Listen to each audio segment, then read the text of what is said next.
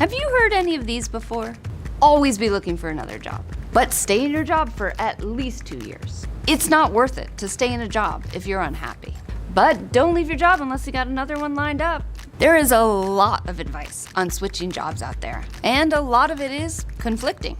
On top of that, the pandemic has changed a lot about the way we work, and that advice may be outdated. So in today's world, what should you do when it comes to switching jobs? I'm here to unpack some of that advice and separate myth from facts.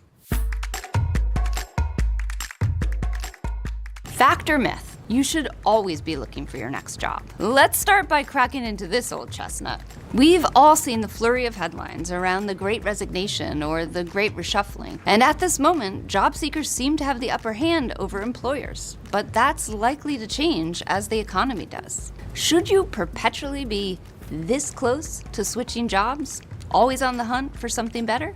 The answer differs depending on the industry or the region or what's going on with the economy. But research suggests it's okay to be a little less antsy. One poll found that 1 in 5 workers who had quit their job wished they had stayed in their old position. And only a quarter of job switchers said they were satisfied enough to stay in their new positions. Another study found that 3/4 of people reported that they found the position or the company was very different from what they were led to believe, with half wanting to get their old jobs back. So there's no guarantee that your next job will be better than your current one. Also, you want to be happy, right? Not constantly restless. So if you're not on the job hunt because maybe you like your current position, perhaps in spite of a few imperfections, which all jobs have, that's actually a great situation to be in. It's important you keep learning new skills, get outside your comfort zone, and improve your job in whatever ways you can. But if you can do all of those things within your current role or within your current company, then don't worry about always being on the hunt for something new. As the research shows, new isn't always better. But let's say you truly are unhappy in your role and you do want to switch jobs. That brings us to another common piece of advice. Fact or myth? You should stay at your job for at least 2 years.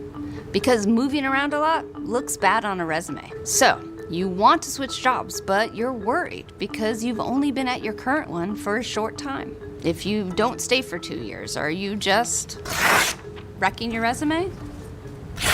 The short answer?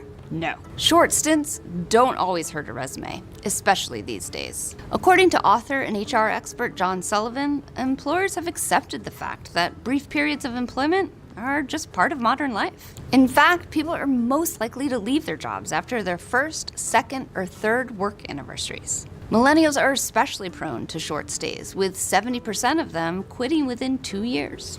And hiring managers and recruiters realize there are a lot of good reasons people might leave their jobs after just a short time, especially with what's going on in the job market the past few years. That being said, you should avoid jumping around if you can. Not because it'll ruin any future job prospects, but because of the emotional drain on you.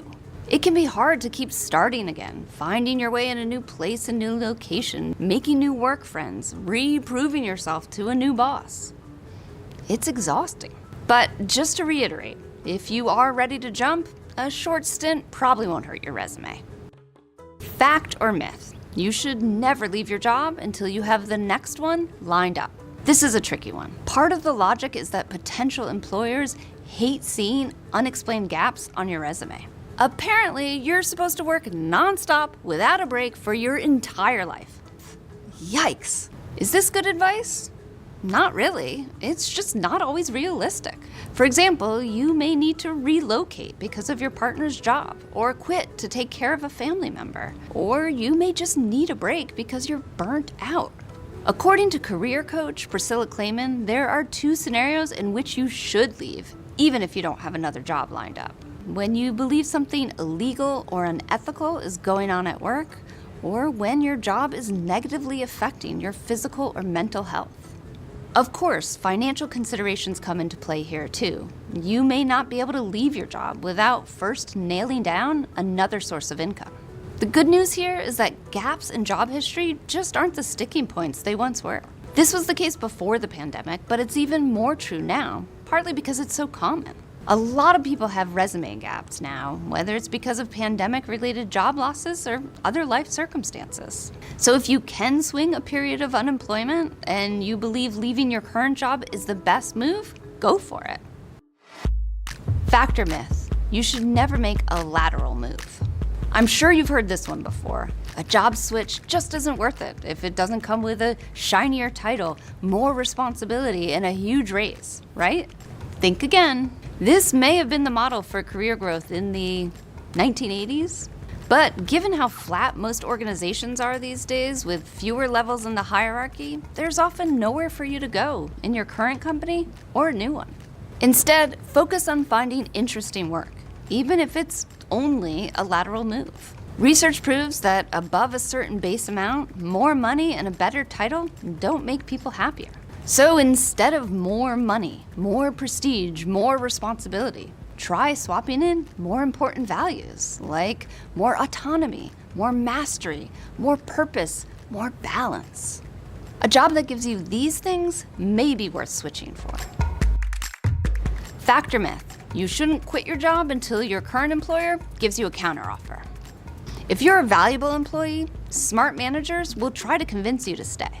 Counteroffers from your current company often come with flattery and promises of even better conditions. But be careful, this can backfire for you and the company. Author and talent expert Claudio Fernandez Arroyas says, remember, there was a reason you started to look for a job in the first place, and that reason is unlikely to change even with an attractive counteroffer.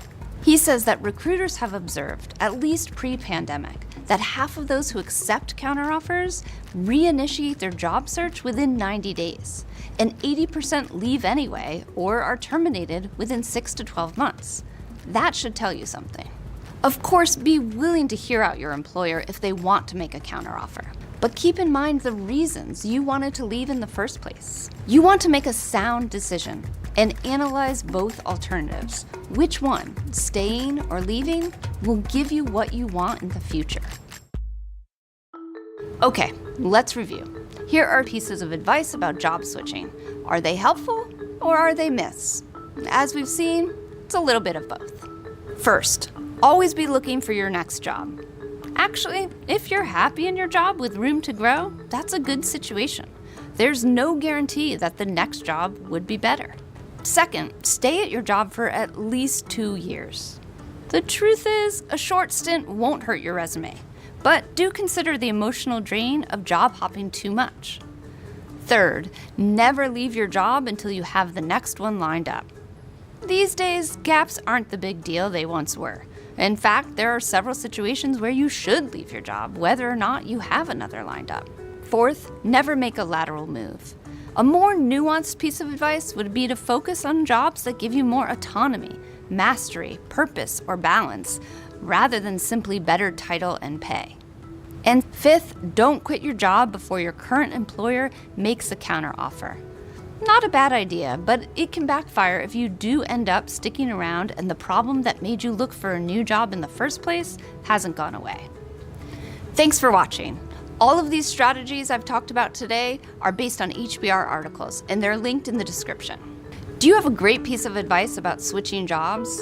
Or is there a topic you want to see us cover in the future? Comment below. Bye for now.